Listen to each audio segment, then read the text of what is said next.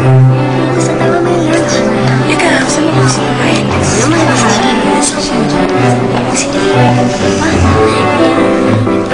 Diyan ang effort!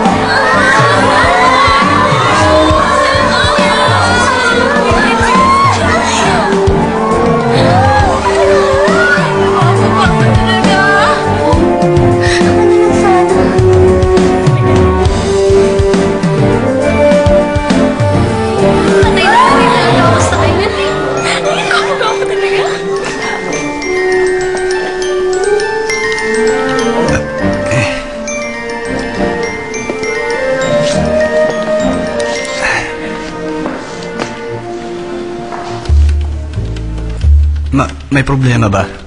Bibilang ako ng 3. Ano? Para saan? 1, 2, 3.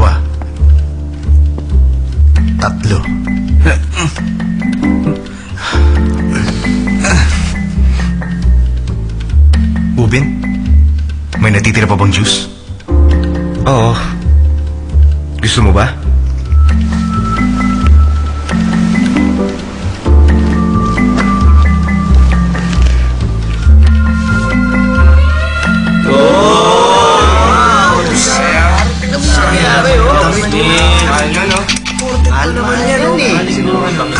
Tinapunan lang. Grabe.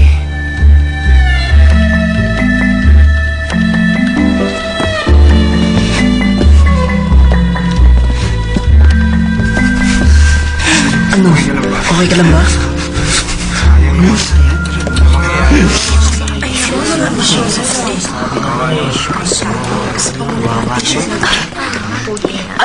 Ano ba yun? Grabe naman pala yung topak na lalaki yun. Grabe. At hinayaan lang niya yung gawin yun sa kanya. Yung iba nanood lang. Oh my God. Watch out ka nga sa pagsasalita mo. Sino naman kayo? Ako nga pala si Ginger. Sonny. Miranda.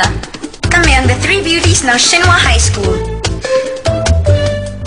Yung sinabi mo kanina, hindi naman siguro yung tungkol sa F4, hindi ba? Mag-ingat ka. Baka hindi mo alam ang sinasabi mo. Transfer student ka, no? F4? Kung gano'n sila pala yung mga bastos na F4 na ipinahiya yung isang estudyante? Baka naman famous. Kung hindi ka magiging careful sa mga sinasabi mo, you will be in big trouble.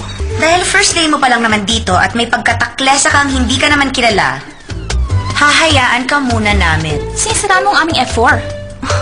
Ano? Hindi ko ba magagawa yon? At bakit? Ano naman ang magaling sa ginagawa nila? Transfer student ka nga, kaya wala ka nalalaman tungkol sa famous F4. Hindi ko sila kilala. Okay, girls. Let's go.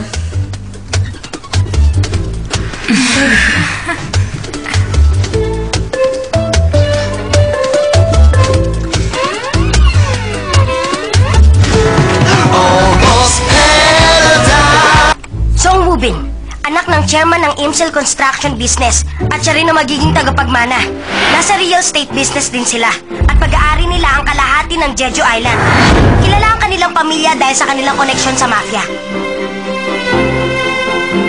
Sila pa rin ang nagmamay-ari ng malalaking nightclub at high-class bars. Napakayaman talaga ng kanilang pamilya. Si Soijo, nagsimula ang kanyang artistic debut noong 16 years old pa lamang siya. Nakilala siya bilang isang ceramics artist.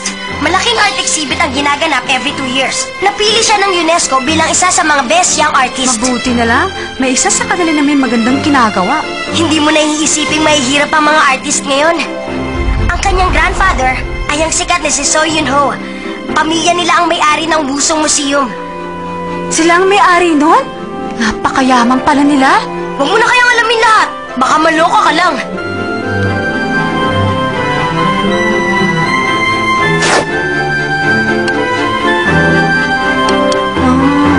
Yan ang picture ng dati nating president Nakikita mo ba yung batang kalong ng presidente?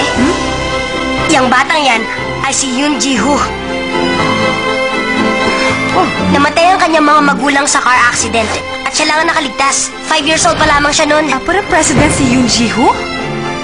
Alam mo ba yung Suam Art Center kung saan nag-perform si Sarah Chang? Pag-aari yun ng Suam Cultural Foundation. At meron din silang European soccer team at isang Major League Baseball team. Inggit na inggit talaga ako kay Ji-hoo. World's richest youngster. Kilala mo na siya, hindi ba? Siya ang anak ng may-ari ng pinakamalaking business conglomerate sa Korea. Siya si Go Junpyo, ang leader ng F4. Almost paradise 아침보다 더 눈부신 날 향한 너의 사랑이 온 세상 다 가진 듯해 In my life 날 지친 삶의 꿈처럼 다가와준 네 모습을 언제까지나 사랑할 수 있다면 너의 손을 잡고서 세상을 향해 이끌 소리쳐 하늘을 걸어 약속해 영원히 오직 너만을 사랑해 밤하늘 불빛 같은 우리들만의 Yan ang gusto ko isuot ngayon. 너와 함께 한다면 어디든 갈 수 있어 To the my paradise 너 힘들었던 시간과 그 아픔 Silang apat ang member ng F4? Hindi ako makapaniwala! Kusyupyo! Isa kang basura! Kayong mga F4! Parang kayong mga langaw! Maswerte kayo sa buhay niyo dahil mayaman kayo, pero wala kayong karapatang magmalaki! Para sa katulad niyong maraming pera, hindi dapat din ang ugali niyo! Mga bastos, wala kayong kwenta! Kayo, binabalaan ko kayong lahat! Ayoko na makita kayo kahit kailan, ha? Ha? Sa oras na mag-isilyo kayo at dapat igalang, yun ang araw na tatalon ako dito sa rooftop! Sumpang tandaan niyo yan!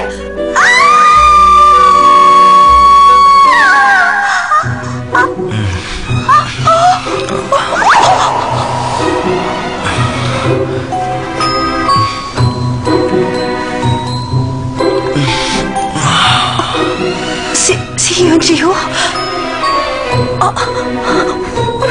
Alam mo, istorbo ka talaga. Hindi ako makatulog sa ingay mo. Sorry na. Akala ko walang tao rito. Totoo ba ang sinasabi mo? Ha? Na tatalong ka sa rooftop?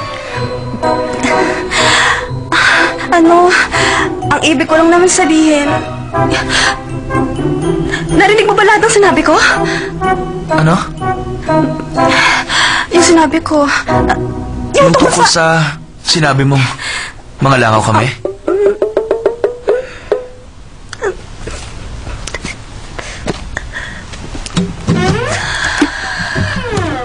By the way, Junpyo yun. Ha? Go Junpyo. Hindi Go Junpyo. Kung magagalit ka, at least alamin mo naman kung anong tamang pangalan niya.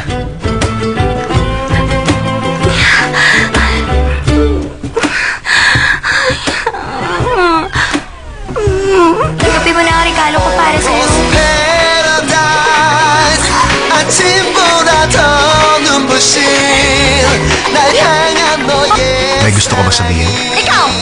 Talaga bang hindi ka marunong gumala sa kapwa mo, ha? Minji!